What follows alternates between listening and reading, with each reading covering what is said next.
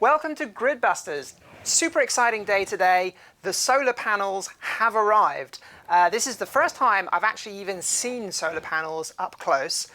So a big truck arrived around 10 minutes ago and they had a forklift pallet to unload them.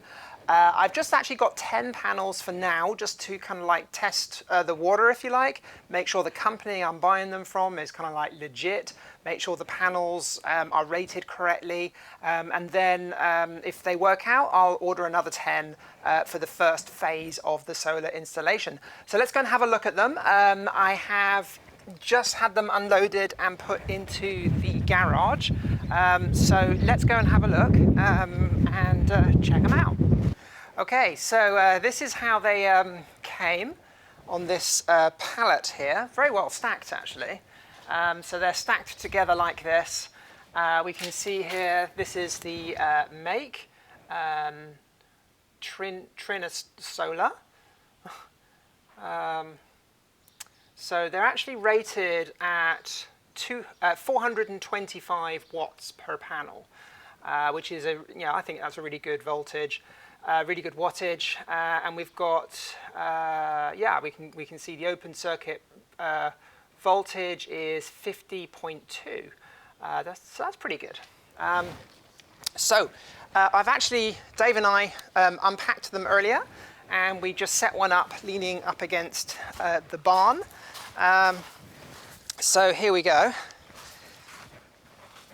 So we just took one panel here. Quite big, actually. Not as heavy as I thought. I thought these would be really, really heavy. And we've just been testing it. Literally like 5 minutes ago, I had to unpack it, set it up, and plug the solar panel tester in. So I picked up this solar panel tester here from Alibaba. It was only around like 60 or 70 US dollars.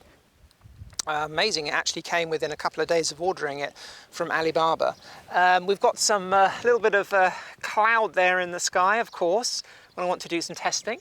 So I'm just going to wait for that little bit of cloud there to get out of the way. I can't see. Okay, well, let's just see what we're getting now. So this is with the cloud. So with cloud, don't know if we can actually, let's see if it's got a backlight. There we go. So we're getting 127 watts with cloud coverage, which is pretty good, actually, I think, considering there's cloud. Earlier, we actually got up to 450 watts, which I was amazed, actually. So these panels are actually kind of like rated higher than... Let me just bring the camera around. So these panels are actually rated higher than... are actually on the label. Got 450 watts when we had the full sun, and I think we're about to get some full sun in a minute. But you can see how big they are. Like, I'm going to stand next to it. So yeah, almost as tall as me. So the sun's just about to come out, and hopefully we'll get some nice wattage there. I was actually saying to Dave that wow, that one panel could power my desktop computer in the office, which is pretty amazing. Okay, so we're getting some sun coming out now. Look at that, 426 watts. Don't think you can see that though, because it's very hard to film that screen. Let me put the backlight on. Yeah, so 470 watts. So yeah, getting 470 watts at the moment, which is pretty amazing. 470 watts. The panel is rated at 425 watts. So it's going up and down a little bit. I don't know if that just peaks when the sun first hits it and then it kind of settles down a bit. But really impressed that we're getting, the rated capacity of these panels and a little bit extra. I was worried that, if you order like a 400 watt panel, you're only going to get like, maybe 300, 350 watts realistically out of it. But it doesn't seem to be the case. Seems to be, in optimal conditions, you get the full rated capacity. And also, interesting thing about these panels I found was the fact that when it's cloudy, we're still able to get some current out of it. So even though earlier on it was almost raining, we had dark kind of dark clouds coming over, and we were still getting over 100 watts from this panel, even when there was no sun, which is going to be great in the summer. Great in the winter. So what we're going to do is we're going to over panel. We're going to basically get as many of these panels as we can fit on the barn roof. We reckon we can get maybe 30 of these panels on the barn roof, maybe 40 if we go all the way to the end. If we did 40, that would give us around 20 kilowatts of solar. Obviously we would have way too much when it's sunny and in the summer, but in the winter, because we do use 100 kilowatt hours of electricity a day in the winter, then obviously we would be using that because, you know, we have lots of days when it's not sunny. So yeah, interesting. But yeah, interesting first step. Hopefully, you know, we're going to get the rest of the panels will live up to the, you know, expectations.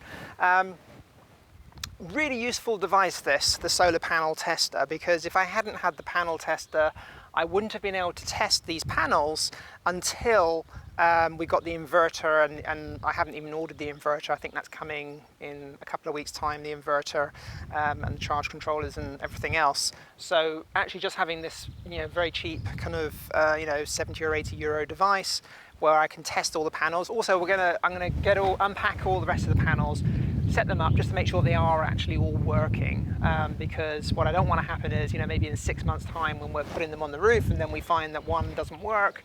Well, you know, 6 months has passed, so it's good to just, you know, be able to check the voltages and wattage of each panel to make sure it's actually working.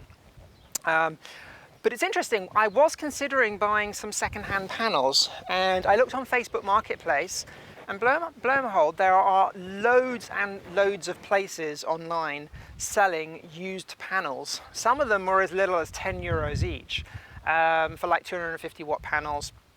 Some of them look quite beat up, and this is what we were going to do, but we would have had to have driven thousands of miles because you know, it was the place where they were selling them was around 1,000 kilometers from here.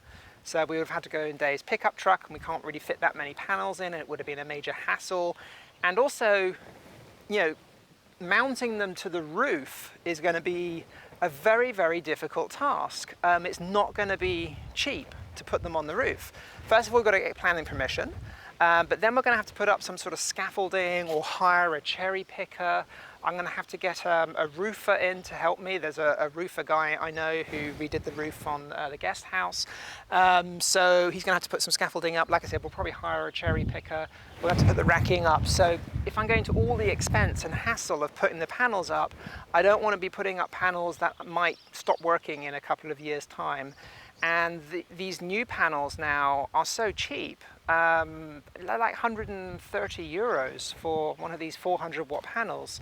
So actually, I think it's a false economy to buy second-hand panels, unless, you know, obviously if you're on a, you know, severe budget and, you know, you're quite good at going, you know, if you've got somewhere where you can put the panels where it's not going to be a major hassle to change them over, like a flat roof or a ground mount array that you can switch things in and out of easily, and you've got a big van to pick things up in, you know, and it's not too far to travel, then maybe used solar panels would be good. But for this installation here, where we've got a very, very steep roof that's very high up, I didn't want to buy the used panels. You know, if these panels were maybe a couple of €100 each, then maybe I would have considered the second-hand panels. But, you know, these panels now are getting cheaper and cheaper all the time. I can't believe it, that you can get a 450 watt panel now for like 120, 130 euros. It's kind of crazy, really, when you think about it.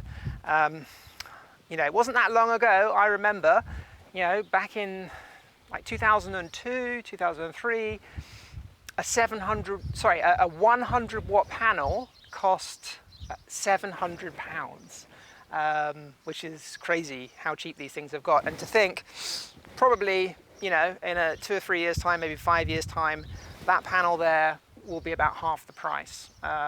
Or if it's not half the price, you'll be able to get like a 1 kilowatt panel for the same price probably, or a 700 watt panel for the same price. So the price per watt is going down and down and down. And the interesting thing about this is, and Dave was talking, I was talking to Dave about this, and he was, he doesn't know a lot about solar, and he was really surprised how cheap the panels were. And it's a big misconception people have, because when you see solar installations, you see the panels, and that's the kind of only thing you think about, when actually the panels are like the cheapest part of the equation. The thing that costs the money is things like the inverter, the charge controllers, all of like the Victron equipment which we're getting. All of that stuff is the expensive end of the equipment. That's really where you should be investing the money, and that's where I've really invested the money, is in the inverters and charge controllers. That's where we're spending most of the money, because we realize that's the thing that's going to last hopefully 10, 15, 20 years, whereas the panels, we're going to upgrade them probably and add more to those. All that stuff's going to come down in price, whereas the inverters, charge controllers probably stay around the same kind of price. But yeah, so enough of me rambling on. Here is the first panel of the Le Chouquerie French solar installation. This is Gridbusters, and thanks for watching. Remember to subscribe and like, and I'll see you real soon when we get to testing and installing some of these panels.